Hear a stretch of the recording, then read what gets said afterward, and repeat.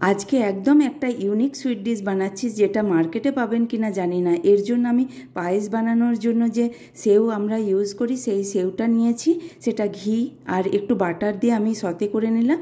আর এর মধ্যে পরিমাণ মতন চিনি আর জল দিয়ে ভালো করে সফট করে নিলাম, এইভাবে যতক্ষণ না একটু স্টিকি ভাব না আসে। এই মিক্সচারটা সিলিকন মোল্ডে বাটি শেপের মতন করে নিলাম। 1 ঘন্টার মতন ওটা ফ্রিজে রেখে দিলাম। আমি ফ্রিজে রেখে দিলে বাটির মতন শেপ হয়ে যাবে। এদিকে দুধটা ঘন করার জন্য আমি বাসমতি রাইস নিয়েছি আর ড্রাই কোকোনাট একসঙ্গে সফট করে নিয়ে মিক্সিতে ভালো করে গ্রাইন্ড করে একটা পেস্টের মতন বানিয়ে নিলাম।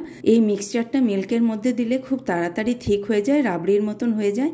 আর রাবড়িটার ফ্লেভার আনার জন্য একটু এলাচ গুঁড়ো আর পেস্তা এসেন্স ইউজ করেছি, তার সঙ্গে একটু গ্রিন ফুড কালার অ্যাড করে পেস্তার কালার আমি দিলাম।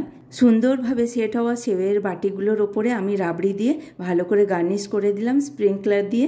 দেখুন রেডি হয়ে গেল আমার বাটি রাবড়ি।